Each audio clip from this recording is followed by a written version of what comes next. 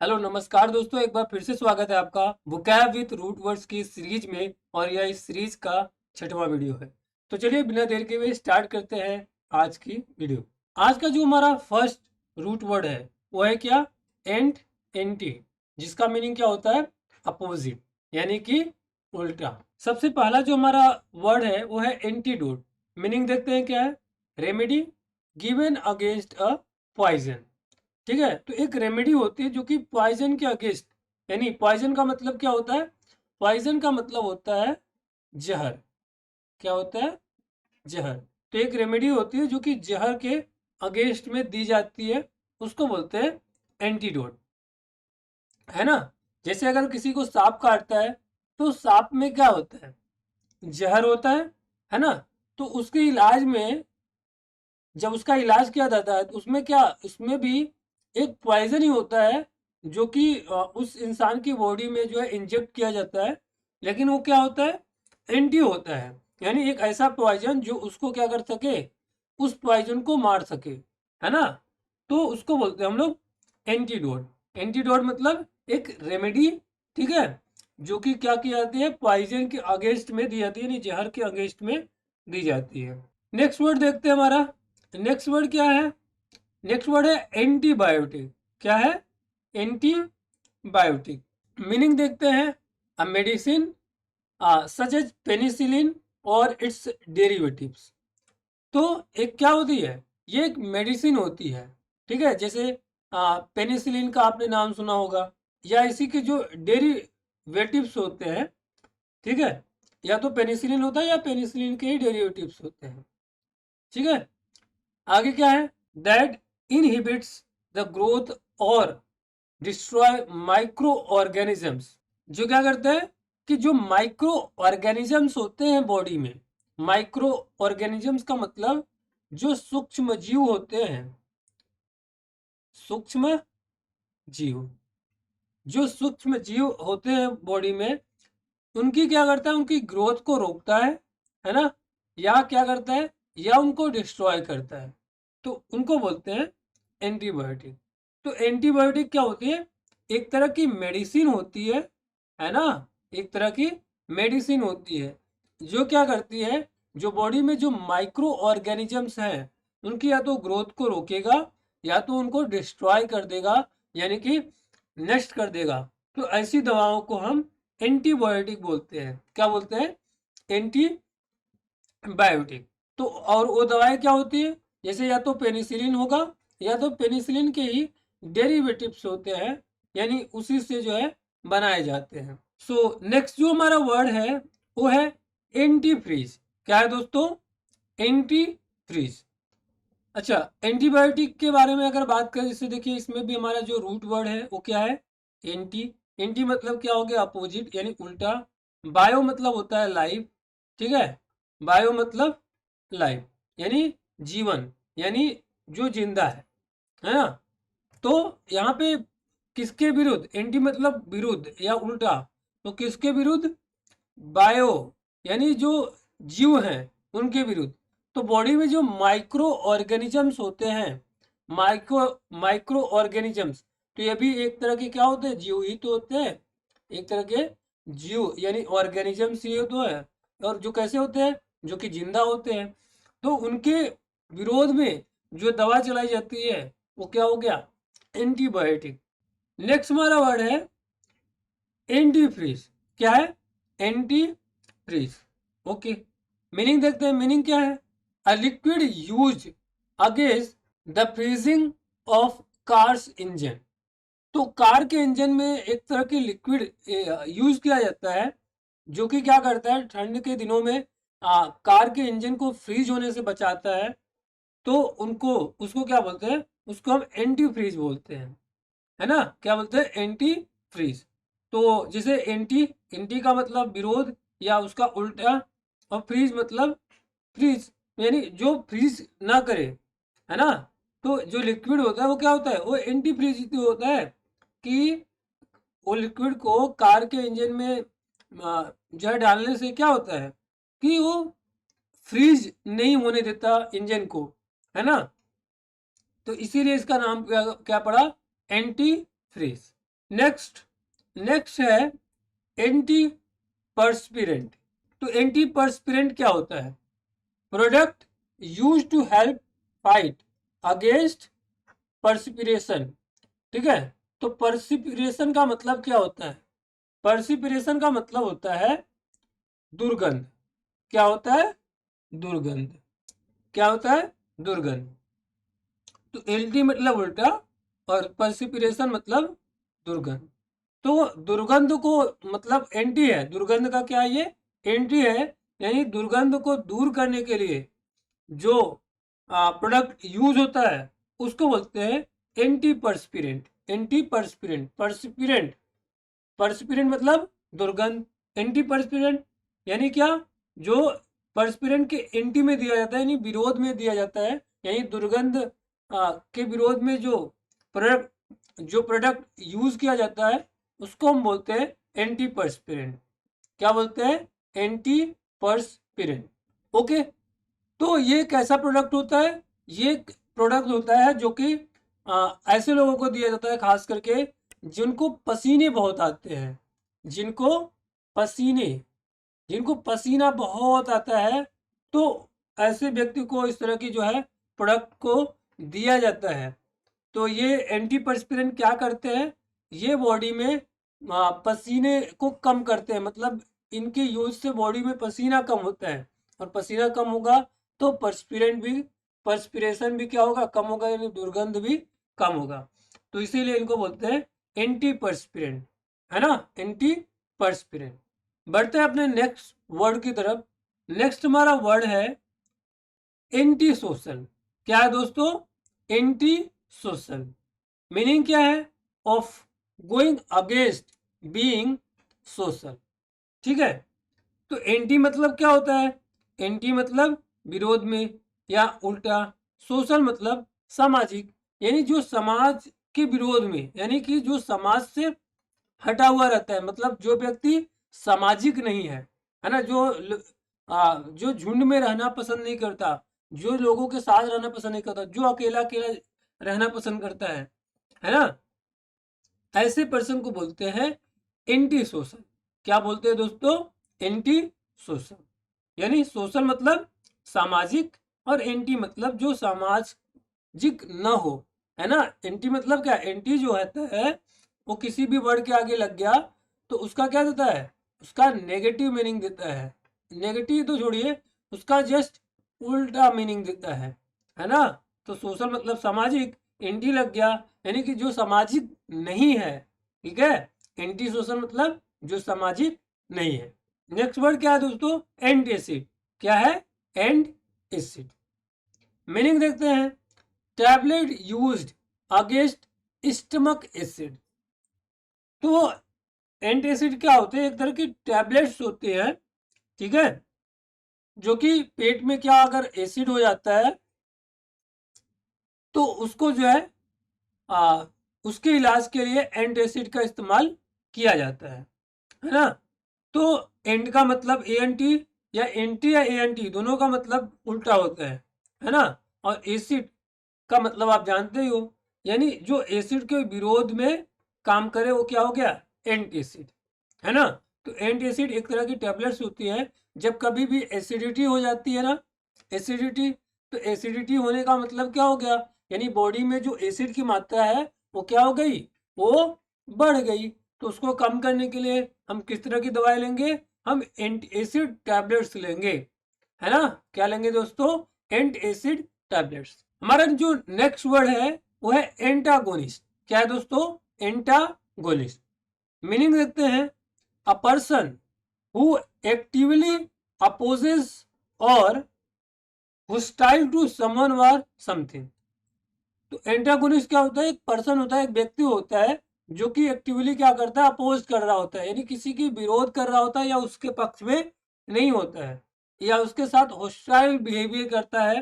Hostile मतलब सही तरीके का बिहेवियर न करना, या ठीक है, कोई भी व्यक्ति हो सकता है या कोई भी वस्तु हो सकता है।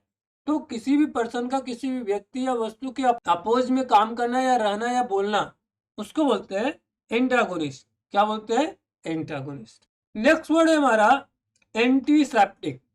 एंटीसेप्टिक मेडिसिन के बारे में आपने सुना होगा, है ना। मीनिंग देखते हैं, मीनिंग क्या है? Preventing the growth of disease causing micro organisms. तो क्या करना? प्रिवेंट करना the growth of disease causing micro organisms. तो ऐसे डिजीज, ऐसी बीमारियां जो माइक्रो ऑर्गेनिजम्स की वजह से होती है, ऐसी बीमारियों को प्रिवेंट करना, यानी बीमारियों को होने से रक्षा करना, ठीक है, उसको क्या बोलते हैं? एंटीसेप्टिक। मतलब इस तरह की ऐसी दवाएं जो क्या करती हैं, जो माइक्रो ऑर्गेनिजम्स की वजह से जो बीमारियां होती हैं उनको क्या करती हैं, उनसे हमको प्रिवेंट करती है, उनसे हमको रक्षा देती है, सुरक्षा देती हैं।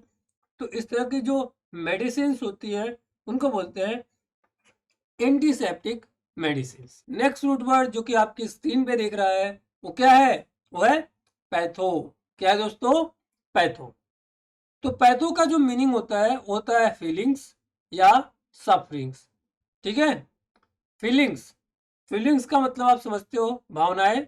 सफरिंग्स यानी एक तरह की परेशानी, या इसका एक और मीनिंग आप मान सकते हो, इसका होता है डिजीज।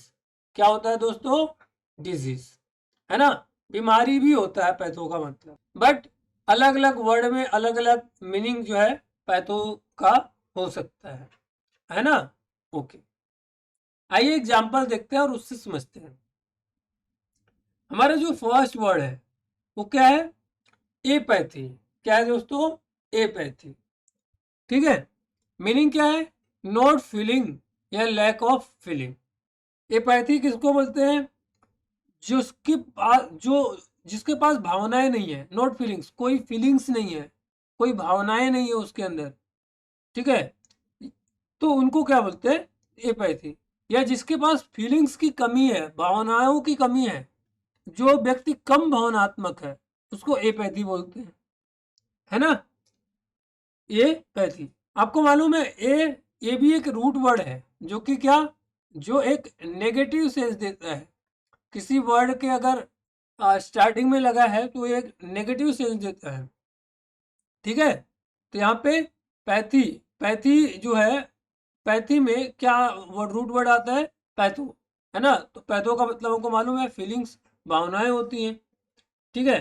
तो पैथी मतलब एक तरह से हो गया भावनाएं, और ये पैथी मतलब जिसके अंदर क्या हो, फीलिंग्स ना हो या फीलिंग्स की कमी हो, उनको क्या बोलेंगे?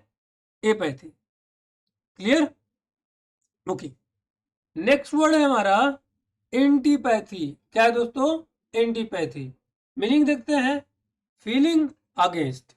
एंटीपैथी मतलब होता है, देखो, पैथी का मतलब एक तरह से आपको मालूम है क्या हो गई? भावनाएं। और एंटी मतलब जिसके अंदर क्या हो? भावनाएं।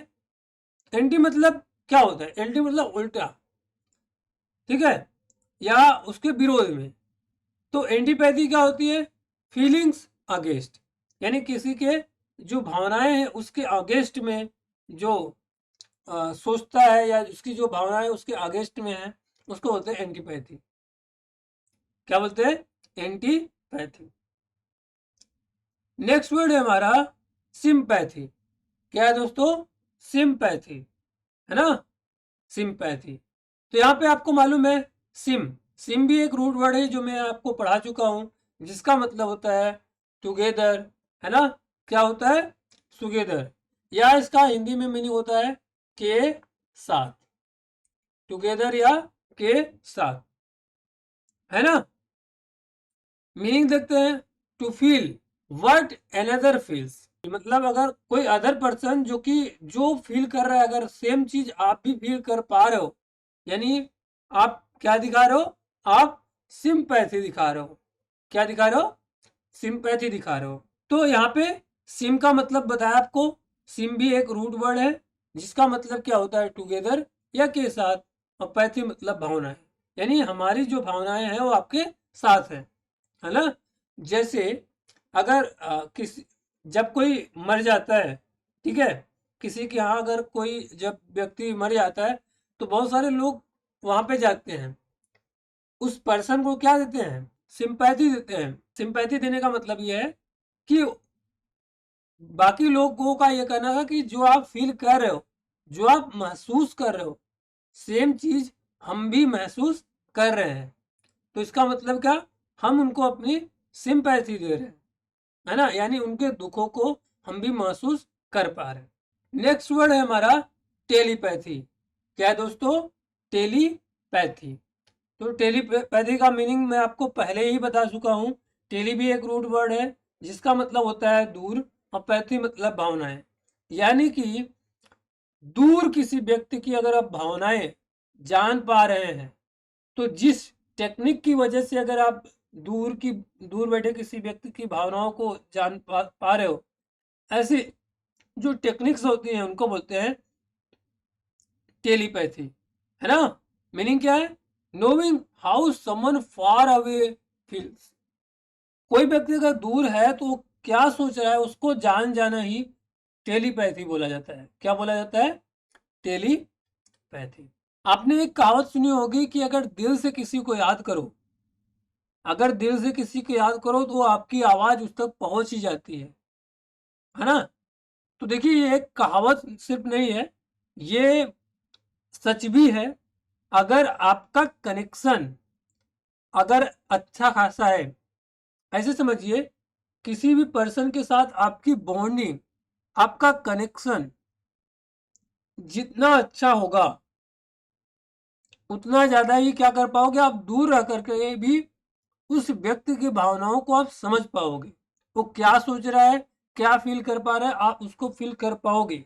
और यही चीज जब इसका लेवल बहुत ज्यादा बढ़ जाता है तो उसको बोल देते हैं टेलीपैथी।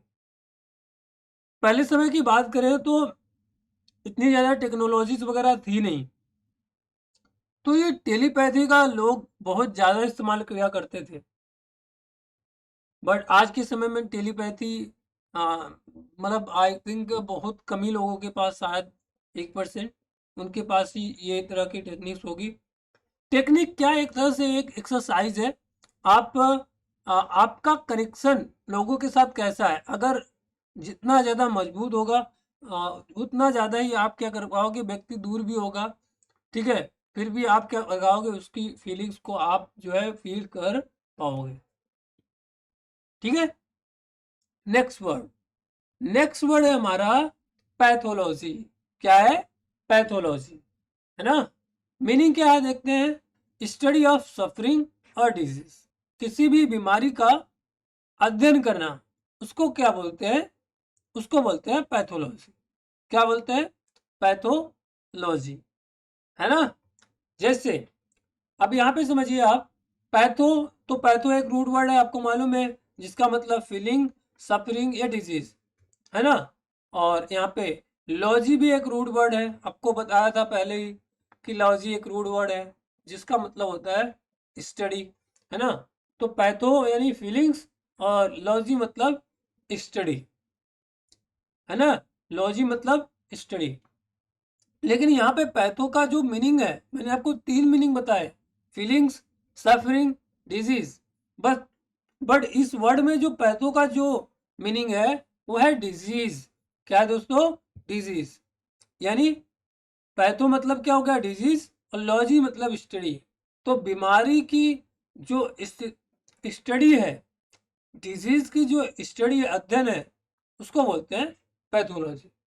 तो जब आपको ब्लड वगैरह चेक कराना हो या कुछ ऐसे चेकअप होते हैं जिनके लिए आप कहाँ जाते हो, आप पैथोलॉजी में ही जाते हो, है ना। और पैथोलॉजी में क्या करते हैं, पैथोलॉजी में ये डिजीज पे स्टडी तो करते हैं, है ना। जो बीमारी होती है उस पे ही तो स्टडी करते हैं, और बाद में पता चलता है कि उसको जो है क्या प्रॉब्लम है ना।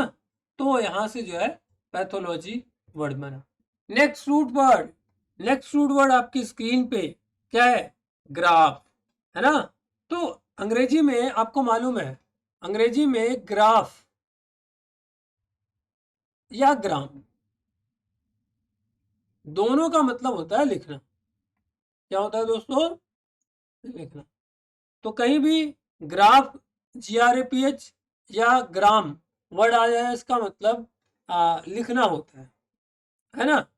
और ऑटो का मतलब क्या होता है, सेल्फ, यानी कि खुद, यानी कि खुद।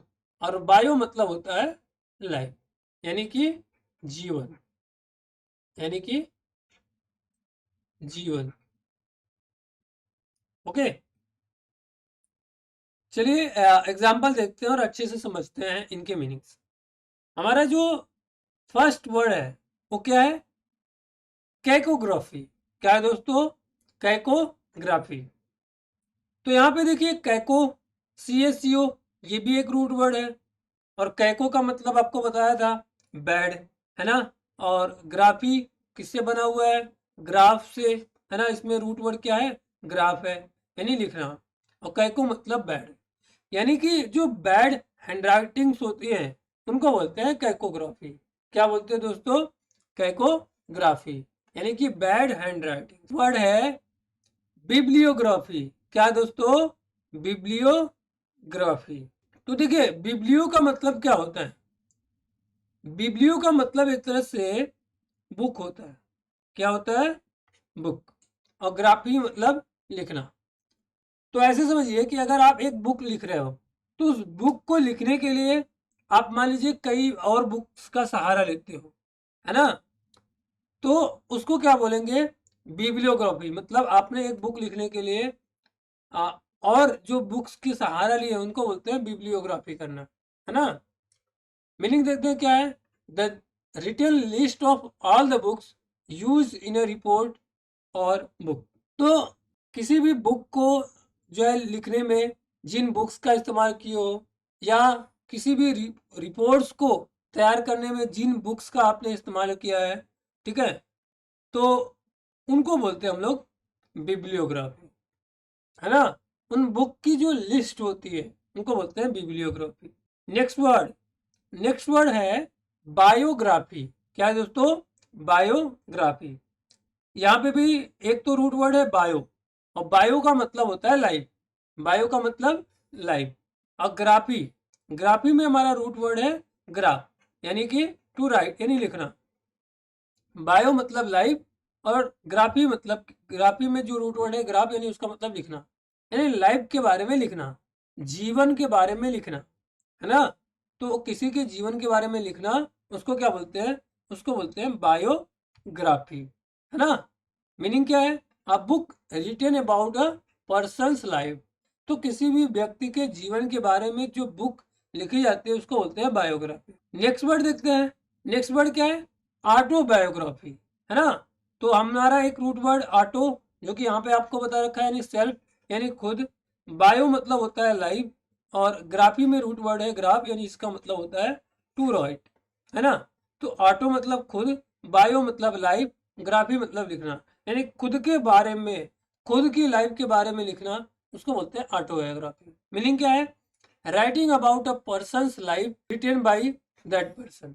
मतलब अगर कोई व्यक्ति अपने जीवन के बारे में खुद लिखता है तो उसको बोलते हैं ऑटोबायोग्राफी, यानी वो पर्सन लिख रहा है और किसके बारे में लिख रहा है?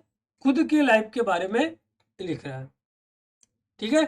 तो जैसा कि आप थंबनेल में देखे होंगे कि हमने जो है 10 वर्ड डेली, जो है 10 वर्ड का जो है वादा किया था आपसे। बट इस वीडियो में टोटल हमने 17 जो वर्ड हैं उसको जो है पढ़े, ठीक है।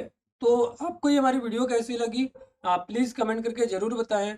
और अगर आपको हमारी वीडियोज़ अच्छी लगती है तो हमारी वीडियो को लाइक करके चैनल को सब्सक्राइब करना ना भूलें। मिलेंगे नेक्स्ट वीडियो के साथ, तब तक के लिए जय हिंद।